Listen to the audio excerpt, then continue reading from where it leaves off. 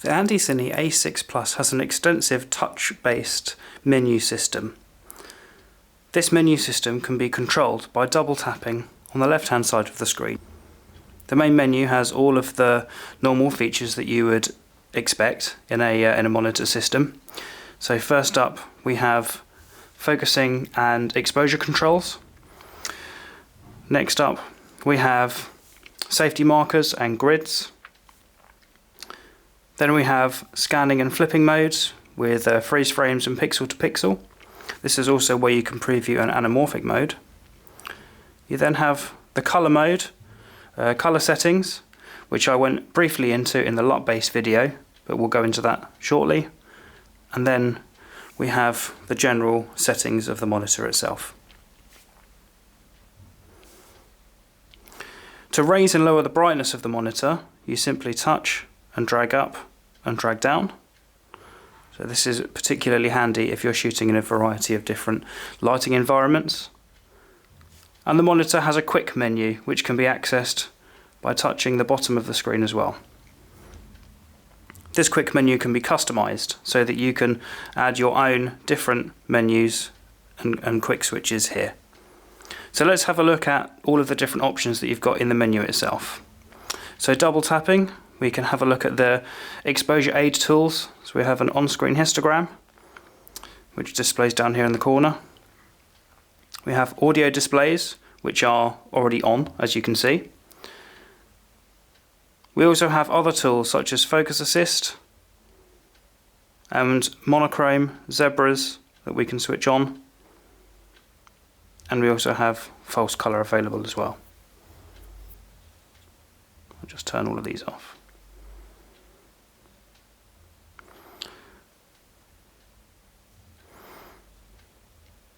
On the next menu we have tools that can be used for framing.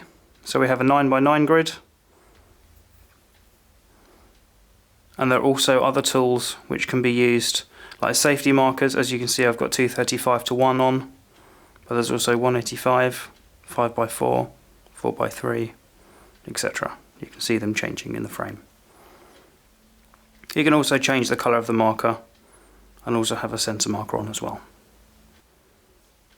Next up we have visual modes. So we have auto aspect ratio. As you can see, we're shooting in 16:9, so that will automatically be like that. We have an anamorphic mode, which is a D-squeeze. So if you're using a GH5 or a camera that is capable of shooting in an anamorphic mode, you have a D-squeeze that can be used for aiding your monitoring there. If you're using a gimbal, you might be looking to flip the screen, which is particularly useful for different mounting methods. You also have freeze frame, pixel to pixel, etc.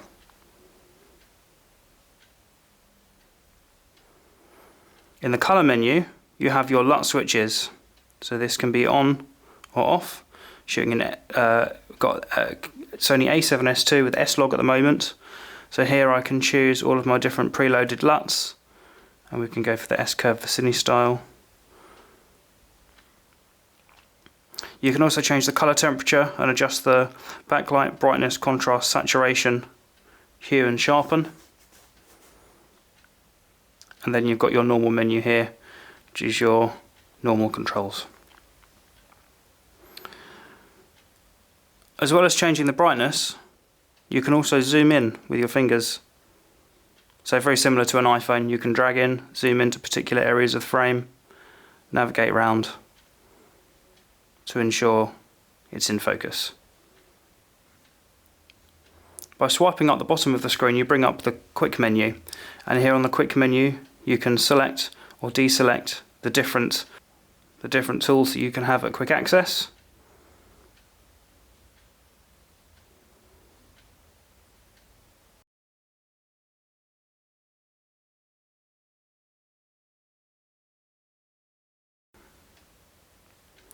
You can also customize these switches. So if we want to change the safety marker, we can double tap it, and then we can scroll through the different options. Let's say we now want to have the 9 grid on, 9 grid off. Lastly, on the far side, you can adjust the volume here, which is for the headphones. There is a menu wheel button here on the top. You can press that once to bring up the quick menu and scroll through the different options.